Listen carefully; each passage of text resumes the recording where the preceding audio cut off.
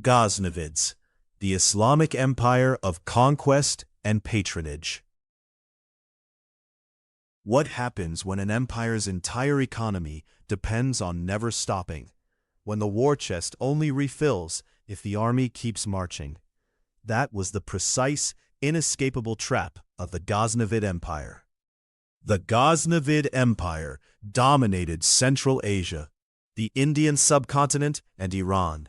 At its peak, it stretched from modern Afghanistan into Punjab and deep into Khorasan, a vast, fractious domain held together by military force. Conquest-driven growth means exactly what it sounds like. Territorial expansion funds the state. Tribute, plunder, and newly taxed populations replace internal revenue. The empire grows not by producing wealth, but by capturing it.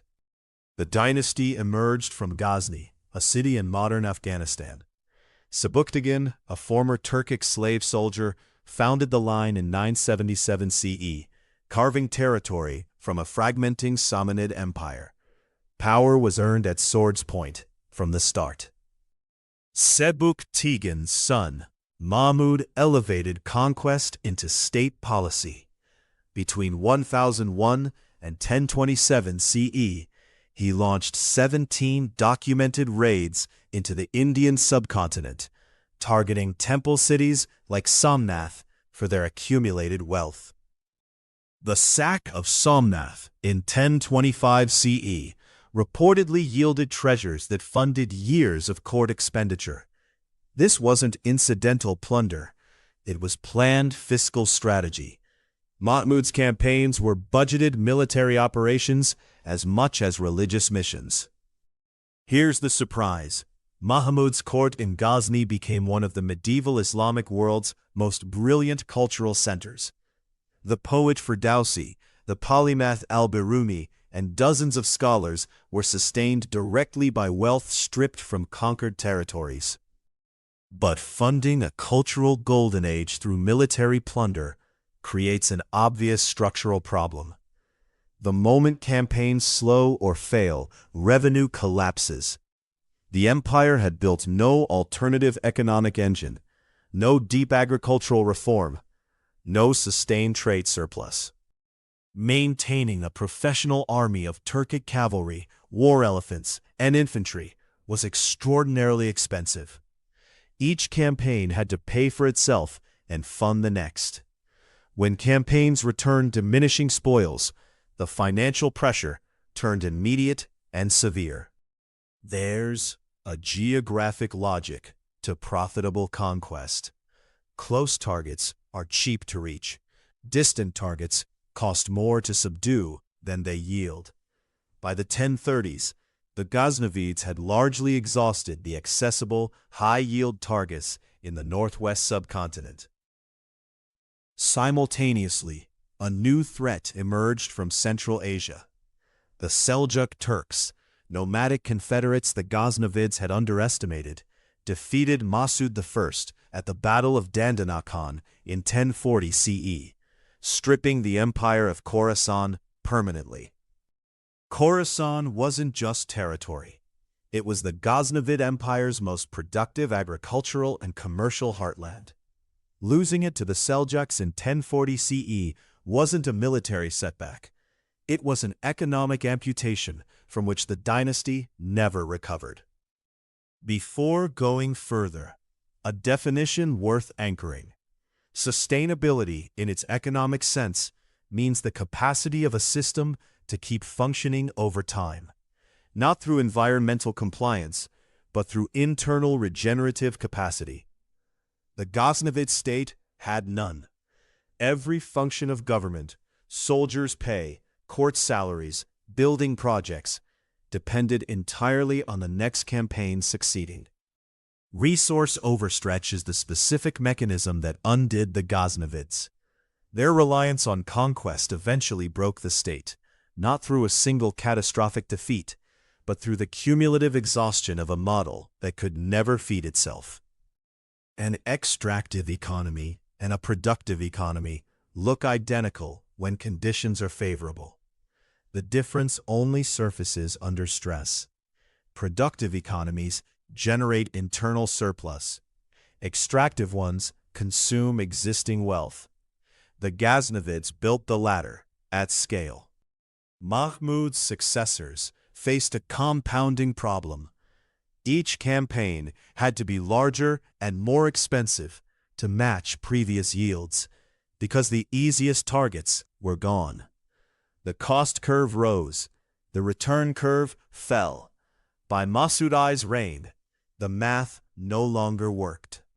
After losing Khorasan, the Ghaznavids retreated eastward, consolidating around Lahore in modern Pakistan. The empire shrank from a Central Asian power spanning 3 major regions into a regional dynasty governing Punjab, a shadow of its former scale. The Ghaznavid case reveals a principle that reaches beyond medieval empires. Any system, political, economic, or organizational, that grows by consuming external resources without building internal regenerative capacity isn't growing. It's spending down a finite reserve. Here's where it gets counterintuitive. Genuine durability isn't a constraint on growth. It's the mechanism that makes growth last. The Ghaznavids had conquest as their only means of generating revenue. One revenue source isn't a strategy, it's a bet on conditions never changing. The Ghaznavid pattern isn't unique. Conquest-driven growth, producing resource overstretch, is a documented historical regularity, not a coincidence. The Roman Empire's 3rd century crisis, the Mongol successor states' fragmentation, the mechanism recurs across centuries and continents. The Ghaznavids weren't entirely without foresight. Mahmud's investment in scholars, poets, and infrastructure created lasting cultural capital. Al-Biruni's geographic and scientific writings, produced at Mahmud's court, outlasted the empire by centuries.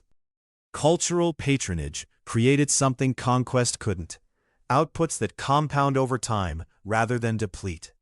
The poetry, the scholarship, the architectural ambition of Ghazni persisted long after the army stopped marching. Ideas, unlike plunder, aren't zero-sum. The Ghaznavid expansion into the Indian subcontinent reshaped the region beyond its fiscal dimensions. It accelerated the spread of Islamic culture, architecture, and scholarship into South Asia, redirecting the region's cultural trajectory for the following millennium. After Dandanakan, the Ghaznavid dynasty survived another 137 years as a smaller, Lahore-centered state. That survival is instructive. Contraction managed deliberately can extend viability. The empire that stops overreaching sometimes outlasts the one that never does. Remember the question we opened with: what happens when an empire must never stop marching? The Ghaznavid answer is precise. It marches until it can't, and then it discovers it built nothing that works without the march. Sustainability is a structural mechanism for building resilience and generating durable value, not a regulatory checkbox. The Ghaznavids lacked resilience because they had no internal regenerative loop. That absence was their defining structural vulnerability. For growth to be durable, economists argue it requires decoupling economic activity from resource depletion. The Ghaznavids never decoupled. Their economic activity and resource consumption were identical. Every coin spent required another campaign. A Ghaznavid empire that invested conquest revenue into agricultural infrastructure, trade route development, and stable tax systems might have built internal surplus that Khorasan's loss couldn't erase. That empire was structurally possible. It was simply never chosen.